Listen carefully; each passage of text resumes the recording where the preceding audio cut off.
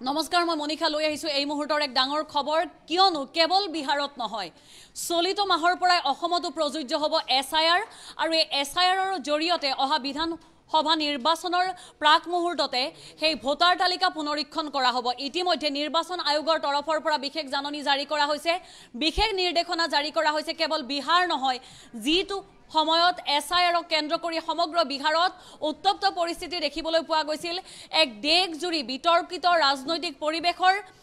উত্থান হোৱা দেখিবলৈ পোৱা গৈছিল তেনে সময়ছোৱাতেই এতিয়াৰে পৰা চলিত মাহৰ পৰাই প্ৰযোজ্য হ'ব অসমতো এছআইআৰ আমি গ্ৰাফিক্স প্লেটৰ জৰিয়তে জনাবলৈ বিচাৰিছো বিতং খবৰ কিয়নো আমাৰ হাতত আহি পৰিছে এই মুহূৰ্তৰ আটাইতকৈ ডাঙৰ ৰাজনৈতিক খবৰটো অসমতো চলিত মাহৰ পৰাই প্ৰযোজ্য হ'ব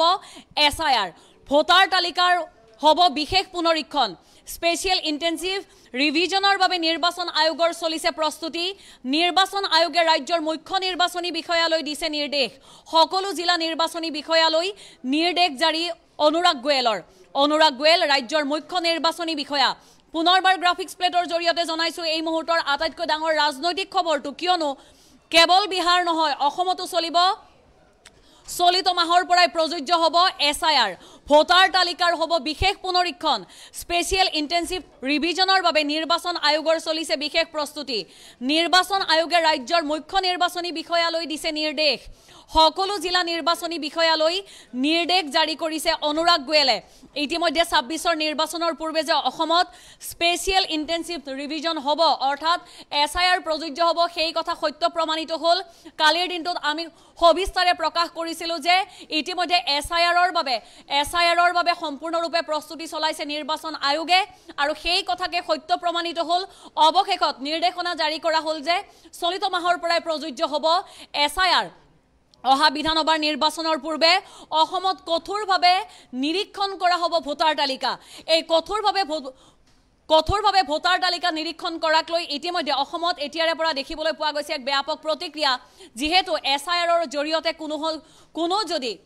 অনৈতিক ভোটাৰ আছে কোনো যদি ভুৱা ভোটাৰ আছে তেওঁলোকক বাদ দিয়াৰ সমান্তৰালকৈ এতিয়া একাংশৰ দাবী যে এছআইআৰৰ জৰিয়তে অৰ্থাৎ ভোটাৰ তালিকা পুনৰীক্ষণৰ জৰিয়তে বহু বৈধ নাগৰিকো হয়তো বঞ্চিত হ'ব পাৰে যিহেতু অসমৰ জনগাঁথনি অসমৰ জনবিন্যাসত বহু সন্দেহযুক্ত নাগৰিক ভোটাৰ হিচাপে থকা বুলি গুৰুতৰ অভিযোগ উত্থাপন হৈ আহিছিল তেনে সময়ছোৱাতে এইসমূহ সন্দেহযুক্ত নাগৰিকক ভোটাৰ তালিকাৰ পৰা বাদ কৰিবলৈকে বুলি বা ভোটাৰ তালিকাৰ পৰা বাদ দিয়াবলৈকে বুলি এছআইআৰ চলিত মাহৰ পৰাই প্ৰযোজ্য হ'ব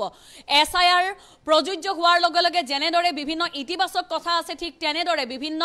ঋণাত্মক অৰ্থাৎ নেতিবাচক কথা বতৰাও ইয়াত জড়িত হৈ আছে হয় ভোটাৰ তালিকা পুনৰীক্ষণৰ জৰিয়তে বহু অবৈধ ভোটাৰ ভুৱা ভোটাৰ অনৈতিক ভোটাৰ তালিকাৰ পৰা বাদ পৰিব কিন্তু সমান্তৰালভাৱে কেৱল যদি ধৰ্মৰ ভিত্তিত এই ভোটাৰ তালিকাৰ পুনৰীক্ষণ কৰা হয় তেনেহলে বহু বৈধ ভোটাৰ তালিকাৰ পৰা বা বহু বৈধ নাগৰিকো ভোটাৰ তালিকাৰ পৰা বাদ পৰিব পাৰে বুলি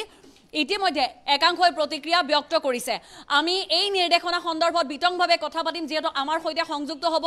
আমাৰ জ্যেষ্ঠ সাংবাদিক ৰঞ্জিতা ৰাভা আমাৰ ৰাজনৈতিক জ্যেষ্ঠ সাংবাদিক ৰঞ্জিতা ৰাভাৰ সৈতে আমি পোনপটীয়াকৈ কথা পাতিবলৈ যত্ন কৰিম যেহেতু আপুনি কালিৰ দিনটোত প্ৰথমে বাতৰি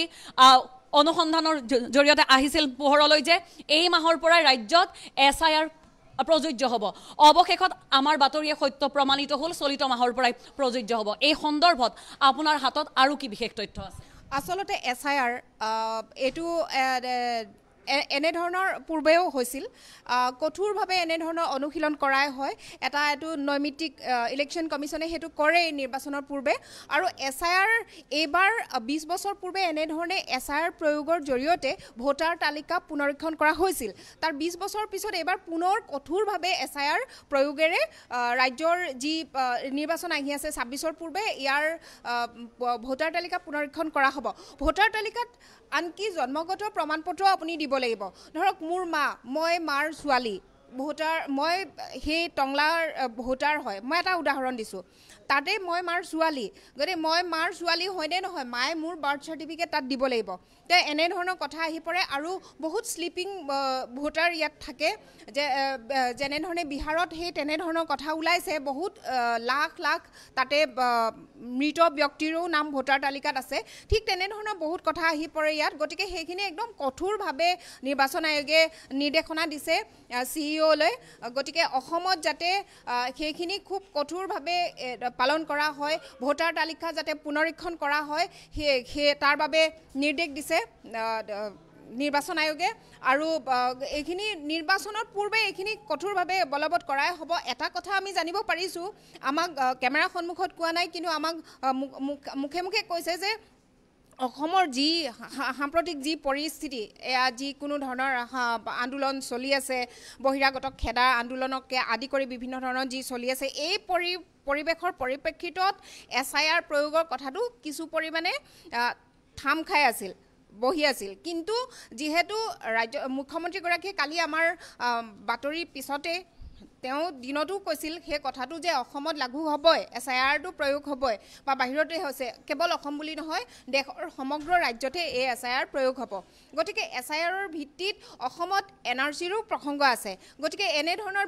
বিভিন্ন প্ৰসংগত অসমত কিছু পৰিমাণে কঠিন হ'ব পাৰে কিন্তু এই কঠিনতাৰ মাজতো নিৰ্বাচন আয়োগৰ নিৰ্দেশনাত CEOই অসমৰ যিসমূহ নিৰ্বাচনী বিষয়া আছে তেওঁলোকৰ জৰিয়তে SIR প্ৰয়োগেৰে ভোটাৰ তালিকা কঠোৰভাৱে পুনৰীক্ষণ কৰিব যাতে স্লিপিং ভোটাৰ্ছ নাথাকে যাতে সকলোখিনি ভোটাৰ্ছ যাতে ভাল হয় আৰু ইয়াত যাতে প্ৰকৃত ভোটাৰ যাতে থাকে যেনে ধৰক বিহাৰতো এজন লোক অসমত থাকে তেওঁৰ বিহাৰতো আছে ভোট অসমতো আছে তেওঁ যাতে এঠাইতহে থাকিব পাৰে ঠিক তেনেধৰণে আটাইখিনি তন্নতন্নকৈ পৰীক্ষা কৰিব নিৰ্বাচন আয়োগৰ নিৰ্দেশনা নিৰ্বাচনী বিষয়াসকলে গতিকে এনেধৰণে SIR প্ৰয়োগৰ ক্ষেত্ৰত এতিয়া আজি যিহেতু নিৰ্দেশনা দিছে কালি আমি নিউজটো কৰিছিলোঁ প্ৰথমতে মই নিউজটো কৰাৰ পাছত আজি নিৰ্দেশনা আমি পাইছোঁ পোৱাৰ পাছত এতিয়া নিশ্চয়কৈ সকলোখিনি চাব আৰু পৰৱৰ্তী সময়ত কেনেধৰণৰ কি পৰিস্থিতি হয় হে আমি নিশ্চয়কৈ জানিম মনিকা নিশ্চয়কৈ আৰু আছে প্ৰশ্ন যেহেতু দেখিবলৈ পোৱা গৈছে যে SIR চলিত মাহৰ পৰা প্ৰযোজ্য হ'ব যেহেতু আমাৰ জ্যেষ্ঠ সাংবাদিক ৰঞ্জিতা ৰাভাই ক'লে যে যাতে কোনো ধৰণৰ ভুৱা অনৈতিক আৰু অবৈধ ভোটাৰ তালিকাত নাথাকে তাৰ বাবে এই কঠোৰ পুনৰীক্ষণ হ'ব ৰঞ্জিতা যেহেতু এই কঠোৰ পুনৰীক্ষণক লৈ কাৰো দ্বিমত নাই কিন্তু প্ৰসংগটো হৈছে যেতিয়া ইতিমধ্যে NRC হৈ গ'ল ইতিমধ্যে সকলোৱে নিজৰ জন্ম বিন্যাস যিটো সেই বিন্যাস হেৰি কৰিছে জমা দিছে তেনে সময়ছোৱাত বহুতৰে আশংকা যেহেতু যেনেকৈ আপুনি উদাহৰণ দিলে সেই উদাহৰণৰ ভিত্তিত বহু বৈধ নাগৰিক বাদ পৰিব পাৰে নেকি যদি আপুনি জন্মৰ প্ৰমাণপত্ৰ দিব লাগে আজিৰে পৰা 20 বছৰ পূৰ্বৰ সকলোৰে হাতত জন্মৰ প্ৰমাণপত্ৰ আছে নে নাই বা আজিৰে পৰা 50 বছৰ পূৰ্বৰ যিসকল ভোটাৰ আছে তেওঁলোকৰ সকলোৰে হাতত সেই জন্মৰ প্ৰমাণপত্ৰ আছে নে নাই তেনেবোৰ প্ৰশ্ন কিন্তু আহি পৰে তেনেবোৰ ক্ষেত্ৰত বিশেষ কিবা আপডেট লাভ কৰিছে নেকি তেনে ক্ষেত্ৰত বিশেষ বৰ্তমান আজি যেহেতু নটিছখন আহিছে নিৰ্দেশনা জাৰি কৰিছে তেনে ক্ষেত্ৰত বৰ্তমানে শেহতীয়াকৈ আমাক এই মুহূৰ্তত কোৱা নাই নিৰ্দেশনা কিন্তু তেনে ক্ষেত্ৰত মনিষা এটা আশংকা এটা নিশ্চয়কৈ আছে কাৰণ যিসকল আমি কওঁ যে সন্দেহযুক্ত যিসকল নাগৰিক আছে তেওঁলোকৰ হাতত কিন্তু সকলো নথিপত্ৰ থাকে কিন্তু আমাৰ অসমৰ যিসকল খিলঞ্জীয়া জনজাতীয় লোক বা জনগোষ্ঠীয় বিভিন্ন গাঁৱে ভূঞে থকা যিসকল লোক তেওঁলোক কিন্তু সজাগ নহয় যে তেওঁলোকে আমি ইয়াৰে ভূমিপুত্ৰ আমাৰ জন্মৰ প্ৰমাণপত্ৰখন নহ'লেও হ'ব এনে ৰাভা কছাৰী বৰুৱা শইকীয়া তেওঁলোকৰ নাথাকিলেও হয় বুলি বহুত কেজুৱেলি থকাৰ ফলত হয়তো এই ভোটাৰ তালিকাৰ ক্ষেত্ৰত বহুখিনি প্ৰত্যাহ্বান আহিবও পাৰে নিৰ্বাচনী বিষয়াসকলে বহুখিনি প্ৰত্যাহ্বানৰ সন্মুখীন হ'বও পাৰে এইটো এটা খুব গুৰুত্বপূৰ্ণ বিষয় NRCৰ ক্ষেত্ৰতে ঠিক তেনেধৰণৰ পৰিৱেশৰ হৈছিল আৰু এতিয়া এই SIR প্ৰয়োগৰ জৰিয়তে যি নিৰ্বাচনৰ সময়ত যি ভোটাৰ তালিকা প্ৰয়োগ হ'ব ভোটাৰ তালিকা যি তন্নতন্নকৈ পৰীক্ষা হ'ব সেই তেনে ক্ষেত্ৰতো নিশ্চয়কৈ এইটো বহুত ডাঙৰ প্ৰত্যাহ্বান হ'ব পাৰে নিৰ্বাচন আয়োগৰ বাবে নিশ্চয়কৈ ধন্যবাদ জনাইছোঁ এই মুহূৰ্তত ৰঞ্জিতা ৰাভাত এই মুহূৰ্তৰ আটাইতকৈ ডাঙৰ খবৰটোৱে হৈছে যে 26ৰ নিৰ্বাচনৰ পূৰ্বে ভোটাৰ তালিকা কঠোৰভাৱে পুনৰীক্ষণ কৰা হ'ব SIRক কেন্দ্ৰ কৰি ইতিমধ্যে সষ্টম হৈ উঠিছে নিৰ্বাচন আয়োগ ৰাজ্যৰ নিৰ্বাচন আয়ুক্ত অনুৰাগ গোৱেললৈকে জাৰি কৰা হৈছে নিৰ্দেশনা ইতিমধ্যে অনুৰাগ গোৱেলেও এই নিৰ্দেশনা পত্ৰ জাৰি কৰিছে যে চলিত মাহৰ পৰাই প্ৰযোজ্য হ'ব